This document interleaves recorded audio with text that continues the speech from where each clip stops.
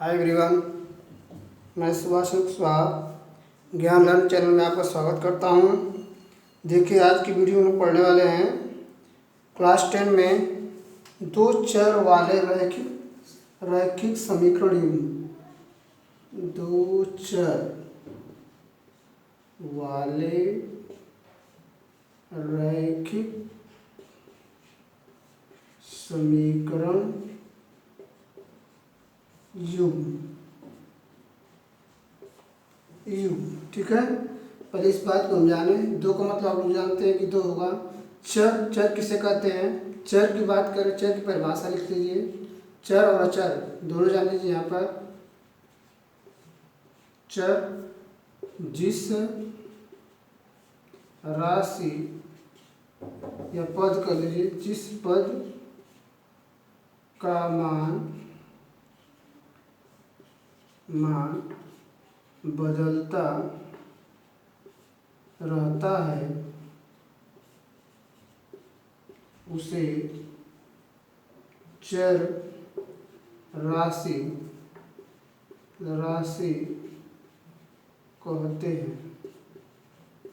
जिस पद का मान बदलता रहता है उसे चर राशि कहते हैं। जैसे x, y, s, t, u, v, w, x, y, z, मतलब कोई भी अक्षर ले सकते हैं। ठीक है, इनमें से जैसे हम x बराबर 0 रख लिए, x बराबर 1 रख लिए, x बराबर 2 रख लिए, x बराबर 3 रख लिए, इस तरह से। ठीक है, x बराबर 1, x बराबर 1 रख 0 रख लिए, x बराबर 1 रख लिए। ठीक है, x बराबर 2 रख लिए, इस तरह से रख सकते हैं। तो देखिए, मान हम बार बार परिवर्तित कर सकते हैं ना। जिस पद का मान बदलता रहता है या जिस राशि का मान बदलता रहता है उसे चर राशि कहते हैं। राशि का मतलब यही, जैसे समीकरण हम लिख दिए x plus Y plus Z, X plus 1, तो एक्स का मान हम 1, 2, 3 रखेंगे तो y का मान भी उस तरह बदलता हुआ आएगा। इसे चर करते हैं। चर का मतलब समझे जिसका मान बदलता हो, जिस अक्षर का मान बदलता हो या राशि का मान बदलता हो बार बार, उसे हम कहेंगे चर। अचर, अब अचर की बात जानिए। जिस पद या राशि का मान निश्चित हो, ठीक है, उसे अचर राशि कहते हैं, अचर कहते हैं। अचर पद कहते हैं, अचर पद कहते हैं, अचर राशि कहते हैं। जैसे गाजीपुर से कहते हैं कि गाजीपुर से वाराणसी की दूरी 75 किलोमीटर है। ठीक है, 75, 80, 70 जो भी होगी तो दूरी है, तो यह निश्चित दूरी है, यह परिवर्तित नहीं होगी। ठीक है, जैसे अंक कोई भी लिख दिए, 5, 10, चाहे 1, 2, 3, तो इस अंक का मान निर्धारित है कि इतना ही होगा, दूसरा नहीं होगा, अचर है, कभी नहीं बदलेगा। ठीक है, इसे हम कहेंगे निश्चित राशि। अचर और चर जान गए। अब जानिए रैखिक। रैखिक क्या है? रैखिक समीकरण। रैखिक पहले जान लीजिए, रैखिक किसे कहते हैं? रैखिक बहुपद का लीजिए पहले। बहुपद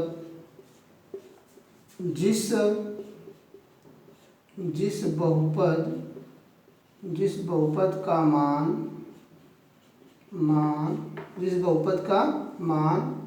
जिस बहुपद की घात कर ली, जिस बहुपद की घात एक हो उसे रैखिक बहुपद कहते हैं। ठीक है, रैखिक समीकरण करा कि दो युग्म, जैसे हम दोनों मतलब कोई भी राशि हो, जैसे x हो गया, y x बराबर 0, x हो गया, y हो गया, s हो गया, t हो गया, तो ये सब एक घात के बहुपद है, ठीक है। यदि हम इनको लिख दें x बराबर 0 तो हमारे समीकरण बन गया, रैखिक समीकरण बन गए, ठीक है। तो x बराबर 0, y बराबर 0, s बराबर 0, t बराबर 0। तो यह देखिए एक घाती, एक चर या कह सकते हैं रैखिक समीकरण। अगर हम x बराबर 0, y बराबर 0, s t बराबर 0 को तो रैखिक समीकरण बन जाएंगे, ठीक है। अगर इस तरह खाली केवल एक लिखें तो ये रैखिक बहुपद कहलाएंगे, रैखिक बहुपद। तो एक चर राशि का है, एक अलग अलग लिखें तो एक चर राशि, ठीक है। बात समझ में आ रहा होगा कि जिस बहुपद की घात एक हो उसे रैखिक बहुपद कहते हैं। जैसे x है, y है, s है, t है, तो एक घात के सभी हैं तो ये हम रैखिक बहुपद कहेंगे। और रैखिक समीकरण में क्या अंतर है? रैखिक समीकरण बराबर हम समीकरण में 0 लिखते हैं। जैसे हमको x का, y का और s t का मान निकालना होता है, इनको हम x बराबर 0, y बराबर 0, s बराबर 0, t बराबर 0 लिखेंगे तो ये हमारे बनेंगे रैखिक समीकरण, ठीक है।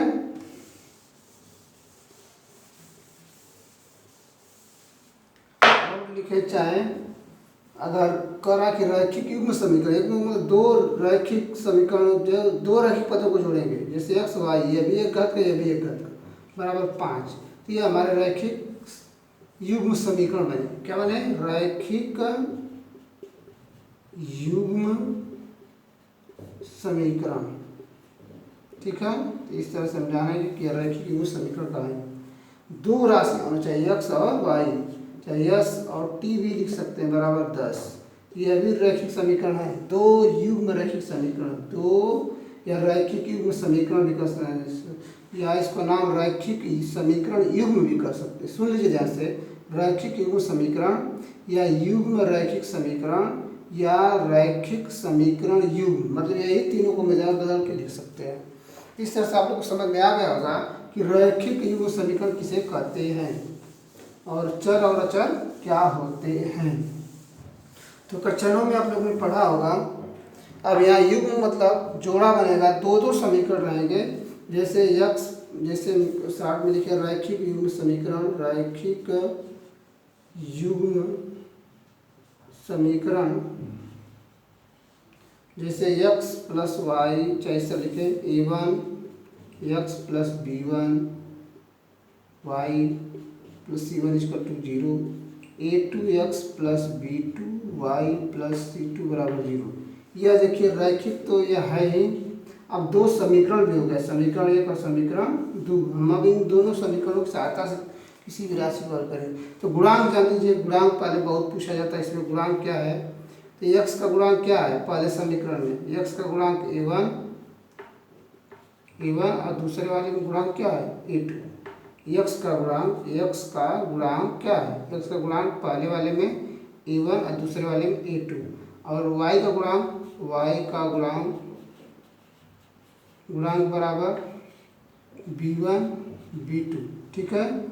और c का अचर पद का गुणांक देखिए, अचर पद मतलब जिसमें x y नहीं है तो यह c1 है और यह c2 है। इस तरह से हम गुणांक जान गए कि x का गुणांक a1 है, x का गुणांक a2 है, और y गुणांक b1 और y गुणांक b2 है, इसका गुणांक c1, इसका गुणांक c2 है, ठीक है।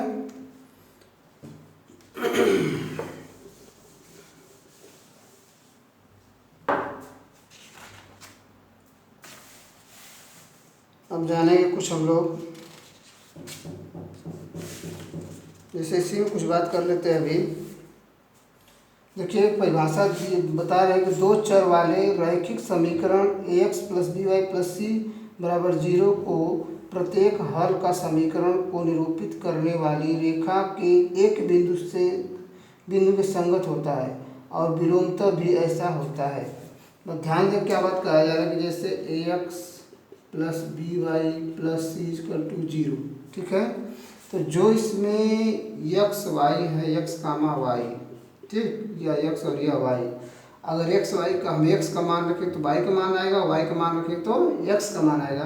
तो यह हर जगह कह रहा है कि समीकरण को निरूपित करने वाले रेखा के एक बिंदु के संगत होता है। मतलब किसी भी बिंदु पर यह मान हम अगर इस तरह निकाल दें, ठीक है। अगर इस तरह यह मान आया है तो इस समीकरण में जो भी यह मान होगा इसको संतुष्ट करेगा। ठीक है, तो संतुष्ट करेगा तो हम इसको अभी आगे पहले इसी में चैप्टर में देख रहे हैं कि कैसे संतुष्ट कराएंगे। एक्स और वाई का मान निकाल कर इस समीकरण को, ए बी सी तो अचर राशि है, जैसे इसका मान रहेगा 2 3 5 कुछ भी अंक हो सकता है, तो इनका समीकरण बनेगा।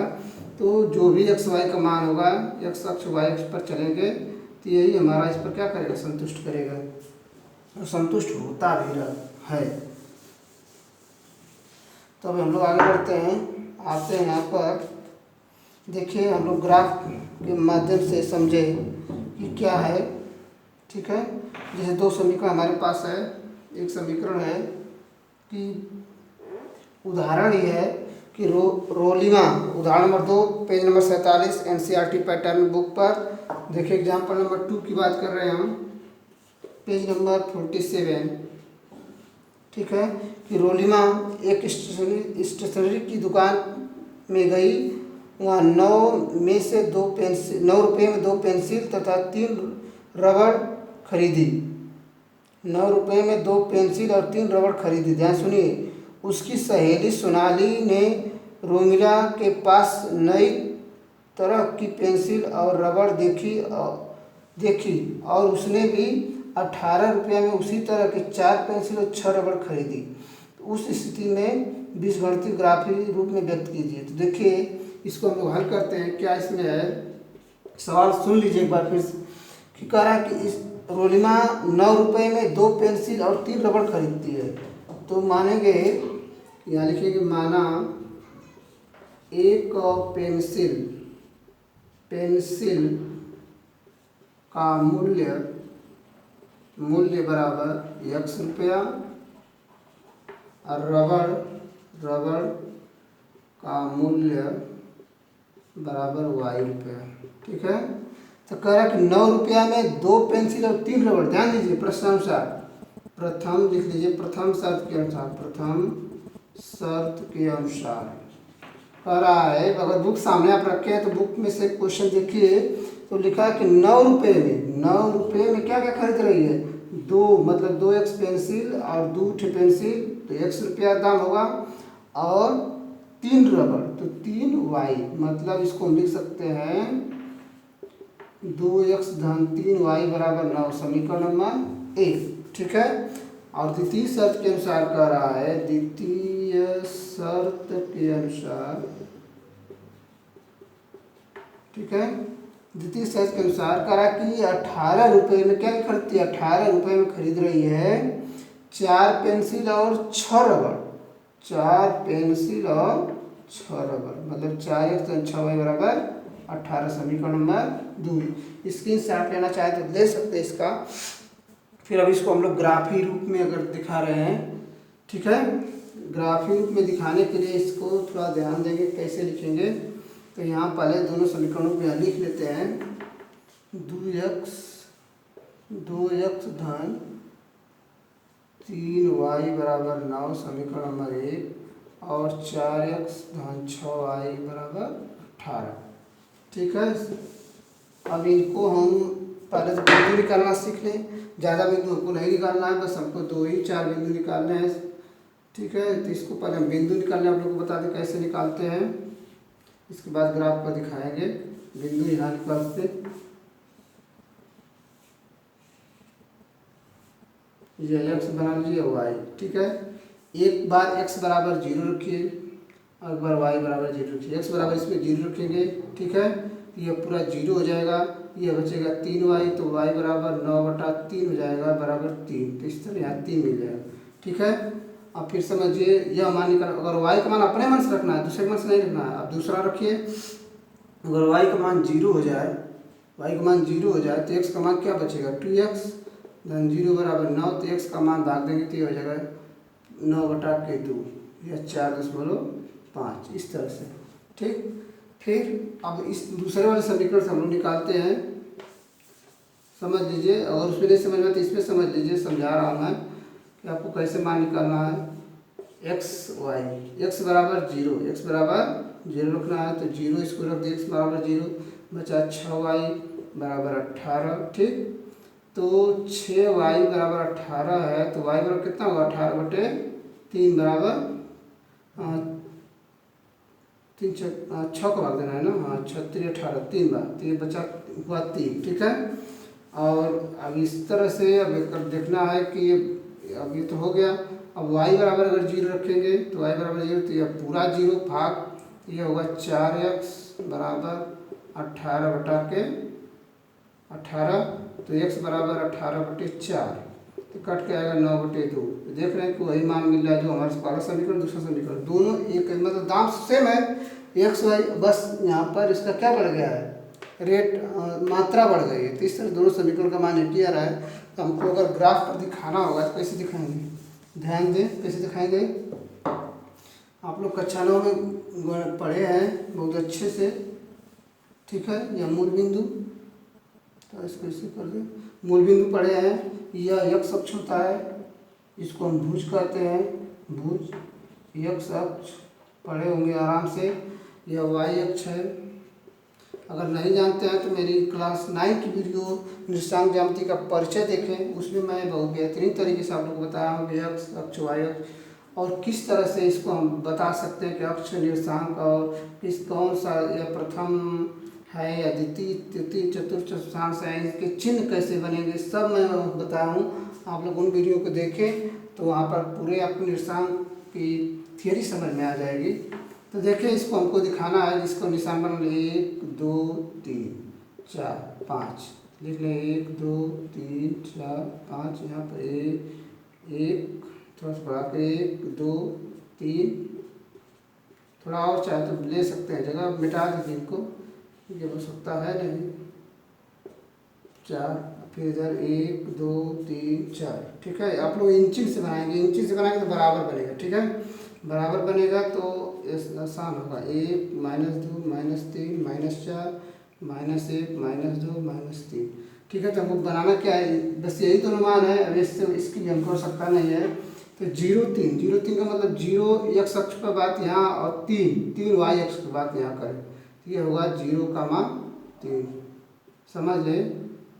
यह 0 x अक्ष और y अक्ष क्या है 3, तो यह बनेगा हमारा पॉइंट A, जिसको हम 0,3 दिखा रहे हैं। और 0, तो y 0 है और 4,5, 4 का मतलब यहाँ आ जाए और 5 का मतलब आधी, ठीक है। तो इस पॉइंट को हम कहेंगे 4.5, ठीक है। इस बिंदु को, इसको हम नाम B देते हैं। अब दो ही बिंदु है तो इनको इंची लगा के आप इस तरह से मिला सकते हैं, मिलाएंगे तो एकदम सीधे स्ट्रेट लाइन आएगा। तो इस तरह से यह बता रहा है, यह ग्राफ बता रहा है इस बिंदु को कि हमने दोनों समीकरणों का एक ही बिंदु हल है, चाहे यह ले चाहे यह ले।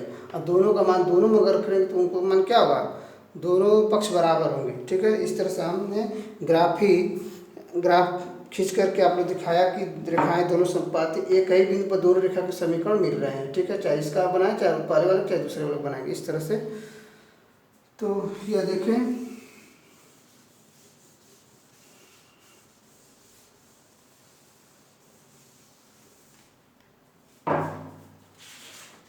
अगर नहीं समझ में तो वीडियो को एक बार दो बार देखें और समझ में आएगा। एक प्रश्न और करते हैं, कह रहा है कि प्रश्नावली 3.1 है, 3.1 को देखें। तर आफ्ताब अपनी पुत्री से कहता है कि 7 वर्ष पूर्व मैं तुम्हारी 7 गुनी आयु का था, अब से 3 वर्ष बाद मैं तुमसे केवल 3 गुनी आयु का रह जाऊंगा, तो यह मनोरंजक है। इस स्थिति में बीजगणितीय ग्राफी रूप में व्यक्त कीजिए। तो आगे बढ़ते हैं। तो आफ्ताब की अपनी पुत्री से कहता है कि 7 वर्ष पूर्व मैं तुम्हें 7 गुनी आयु का था, अब से 3 वर्ष बाद मैं केवल तुमसे 3 गुनी आयु का रह जाऊंगा। मनोरंजक स्थिति को समझा, समीकरण बनाना है, समझ लीजिए बात को। जैसे यहाँ पर वर्तमान स्थिति की बात करें, वर्तमान स्थिति समझ लीजिए ध्यान से। वर्तमान स्थिति में क्वेश्चन नंबर 1 है, यह लेसन है 3.1 लेसन।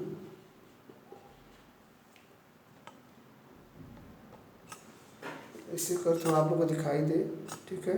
तो लेसन 3.1 में पहला क्वेश्चन है कि कह रहा कि आफताब और पुत्री की बात हो रही इसमें। तो कह रहा कि जैसे समझ लीजिए कि यहाँ पर वर्तमान स्थिति में आफताब की उम्र है, वर्तमान उम्र है x वर्ष, ठीक है। हाँ, वर्तमान उम्र लिख लें, वर्तमान उम्र, ठीक है। और यही वर्तमान उम्र है पुत्री की y वर्ष, कितनी है y वर्ष। समझ लीजिए से वर्तमान में x वर्ष और y वर्ष है। तो कह रहा कि 7 वर्ष पीछे, मतलब इधर पूर्व पीछे की बात करें तो x माइनस 7 और इसकी हो जाएगी y माइनस 7, ठीक है। और 3 वर्ष बाद की बात कर रहा है तो x प्लस 3 और y प्लस 3।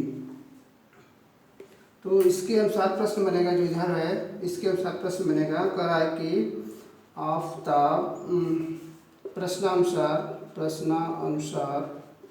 अनुसार समझा रहे क्यों समझा मतलब। तो कह रहा है कि आफताब की उम्र पुत्री की उम्र की 7 गुना, तो x माइनस 7 वर्ष पूर्व की बात कर रहा है और 7 गुना भी कर रहा है, 7 गुना y माइनस 7। तुम्हारी उम्र का 7 गुना था मैं, मतलब कि यह 7 इससे 7 गुना अधिक बड़ा है, इसमें 7 गुना करें तब यह बराबर हुआ, ठीक है। तो x माइनस 7, इसको देखते हैं आगे, x minus 7 equal to 7y minus 49, ठीक है। अब इसको इधर लाएँ तो x माइनस 7y इधर जाएगा तो हो जाएगा, इधर आएगा 42 माइनस 42 बराबर 0, 7 घट जाएगा इसमें से प्लस 42। इस तरह से हमारा एक मिला। देख अगर चाहें तो इस तरह से मान भी सकते हैं, पहले इसको समझ लीजिए, इस तरह से यह होगा। इसके बाद फिर बता रहे इधर, अब इधर की बात करें 3 वर्ष बाद, 3 वर्ष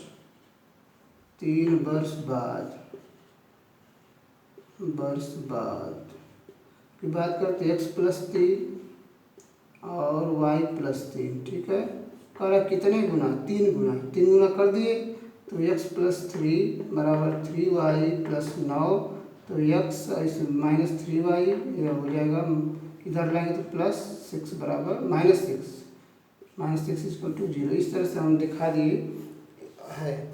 अगर आप लोग दूसरे तरह समझना चाह रहे हैं तो उसको भी मैं बता दे रहा हूँ, ये भी इसी पर, इसको मिटा दें।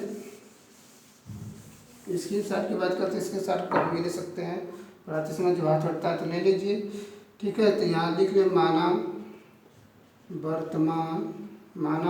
आफताब की वर्तमान उम्र बराबर x वर्ष और पुत्री की वर्तमान उम्र बराबर y वर्ष, ठीक है। तो प्रथम शर्त के अनुसार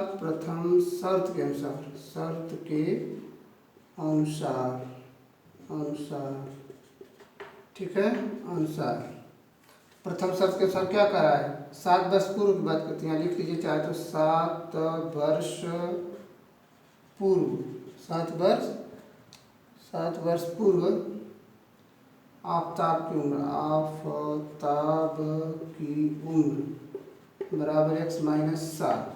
अब पुत्री कितना हो जाएगा, इसमें लगाना नहीं है, बस खाली समझाना है, तो समझा के आप लोग को निकाल, पुत्री की उम्र हो जाएगी x माइनस y माइनस 7, तो यह बनेगा रिलेशन। और इसी तरह से इसमें आ जाएगा तो x और x प्लस 3 लिख लीजिएगा और y प्लस 3 हो जाएगा, तो यह रिलेशन बन जाएगा। इस तरह से आज की वीडियो में इतना ही। मैं अगली वीडियो में आप लोग फिर से मिलूँगा। इसमें 2 क्वेश्चन बच रहे हैं, चाहे कर ही देता हूँ, ठीक है। करीब तो समय थोड़ा अधिक लग रहा है, लंबी वीडियो हो रही है, लेकिन आप लोग देखें, मेरी पूरी वीडियो देखें तभी समझ में आएगा। क्वेश्चन नंबर 2 की बात कर रहा है, क्वेश्चन नंबर 2 की उसी 49 पेज पर 49 पेज है, लेसन वही है, लेसन 3.1 का दूसरा क्वेश्चन है, ठीक है।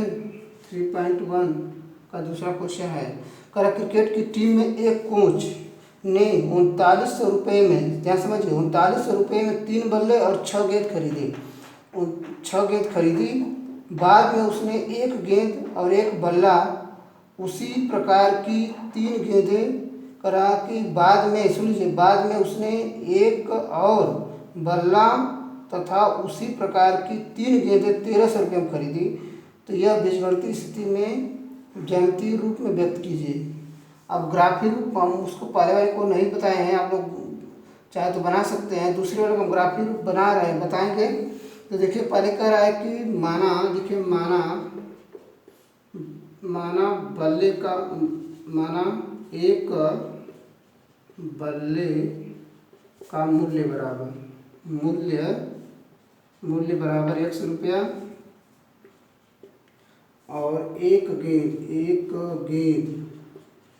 गेंद का मूल्य बराबर y रुपया। ठीक है, तो कह रहा है कि 3 गेंद और 3 बल्ले और 6 गेंद, प्रश्नानुसार 3 गेंद मतलब 3x 6y बराबर कितना दिया 39 रुपये। समीकरण नंबर 1, इसको भाग दे देंगे 3 की तो हो जाएगा x धन 2y बराबर, इसको भाग नहीं देंगे कहीं कटेगा नहीं लास्ट वाला, तो इसको रहेंगे इस तरह से। द्वितीय शर्त के अनुसार कह रहा है, द्वितीय शर्त के अनुसार, ठीक है, द्वितीय शर्त के अनुसार क्या कह रहा है, ध्यान दीजिए। कह रहा है कि एक बल्ला और 3 गेंद, तो एक बल्ला मतलब x और 3 गेंद मतलब 3y बराबर 1300 रुपया। समीकरण नंबर 3900 है, ध्यान दें, कुछ सारी गलती हो गया। समीकरण 1 और यह इतना है, समीकरण नंबर 2। ठीक है, इस तरह से मिला है। अगर इसको भी चाहें तो अभी पर बात करें तो भाग दें, इसकी भाग दें तो यह अभी हम लिख सकते हैं x धन 3y बराबर 13, मतलब 3 की भाग दे दें तो इस तरह आएगा समीकरण नंबर 2 1। ठीक है, इसको 1 बना दें। अब देखिए दोनों समीकरण सेम है, तो दोनों का हमें एक ही मान निकालना है, किसी में भी निकाल सकते हैं। तो यहाँ पर इसे बना लें ग्राफ वाइज, ग्राफी रूप में व्यक्त करने के लिए x और यह y, x का मान 0 रखें, x का मान 0 रखेंगे तो y का मान कितना आएगा, y का मान आ जाएगा, ध्यान दीजिए, किसी बेस को हटा दें, समझ गए होंगे लोग आप लोग। यह हमारा समीकरण बच रहा है x धन 3y बराबर 1300, यही ना, जो दोनों आए हैं। तो x बराबर अगर 0 ले लें यहाँ ग्राफ बना करके इस तरह से, तो x और y, तो x का मान 0 तो y का मान हो जाएगा 3y बराबर 13। ठीक है, 1300। ठीक, तो y बराबर हो जाएगा 13 का मतलब इसमें 13 का भाग दे दें,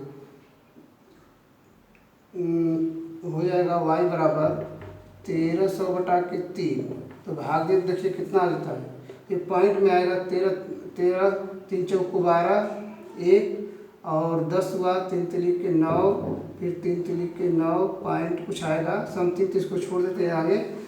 फिर इसी तरह से अगर y तो आ जाएगा 433 मान लीजिए 3 आ रहा है, ठीक, 433.33, और y का मान अगर 0 रखेंगे तो y का मान 0 कर देंगे तो x का मान हमारा आ जाएगा 1300। ठीक है, तो इसको हम ग्राफी रूप में अगर दिखाना चाहें, थोड़ा थोड़ा इधर मिस्ट हो सकता है, उसमें कोई दिक्कत नहीं है। तो 1 2 3 4 5, 1 2 3 4 5, इसको नीचे कर ले, थोड़ा दिखाई दे आपको, तो 1 2 3 4 5 6। तो इसमें हमको करना क्या है, इसमें हम 100 मानेंगे, जैसे इसको 100 मान लें, इसको 200 मान लें, इसको 300 मान लें, इसको 400 मान लें, इसको 500। ठीक, इसको भी 100 200 300। ठीक है, और इस तरह से y का मान किसका मान दिखा है, x का ना, तो इस तरह से बढ़ाएंगे ग्राफ, यह हो जाएगा, चाहे अधिक मान लें, इसको 500 माने, लंबा करके 1 सेंटीमीटर यहाँ लिख लें, 1 सेंटीमीटर बराबर 500 सेंटीमीटर, 500 मीटर, चाहे भाग मान लें, भाग ही कर लें भाग, तो इसको 500, इसको 1000, इसको 1500, इसको 2000, इस तरह से सबको मानना पड़ेगा। इस तरह से यह हो जाएगा 500, यह हो जाएगा 1000, अपने मन से मान सकते हैं, और 1500, और इसी तरह -500, जिससे बड़ा रहेगा उस तरह से मानना पड़ेगा, और ये होगा -1500, यह भी 500, -1000, -1500। ठीक है, अब क्या करा है, 0 433, जीरो का मतलब इस पर आए, 433 का मतलब कि 433 का मतलब आधा, 500 के 500 से नीचे है तो 500 नीचे मतलब यहाँ मान लो इसको, ये हमारा होगा 0,4.3, 433 इसमें 3, ठीक है। इसको इसीलिए करें, थोड़ा सा इसमें भाग देने में छूटता भी है, कोई दिक्कत नहीं है, भाग को दोहराने सही है ना। 3 चौको 12, 4 बार 1 बचा, फिर 3 तिली के 9, फिर 1 बचा, फिर 3 तिली के 9, इस तरह से आएगा, बार बार 3 3 आता रहेगा। तो हम लोग को बात है कि इसको रेशनल के यहाँ ये पॉइंट है यह वाला, और ये 0,1300, 0 का मतलब वाई पर 0 और एक्स पर 1300 का मतलब यहाँ हो गया 1500, 1000, तो 12 11 मान यहाँ 11, यहाँ 12, यहाँ 13, ठीक है। तो यहाँ बिंदु बना दें, यह होगा 1300,0, ठीक है। 1300,0, इसको बी नाम देते हैं। अब करना क्या है, इनको इस तरह से मिला देना है, इन चीज़ से करके इस तरह से मिला देना है, तो यही हमारा ग्राफिक रूप होगा। इस तरह से आगे बढ़ा दें तो एक ग्राफिक रूप मिलेगा, ठीक है। समझ गए होंगे आप लोग, और अब नेक्स्ट पार्ट में मैं बताऊंगा और कुछ क्वेश्चन, ठीक है। धन्यवाद।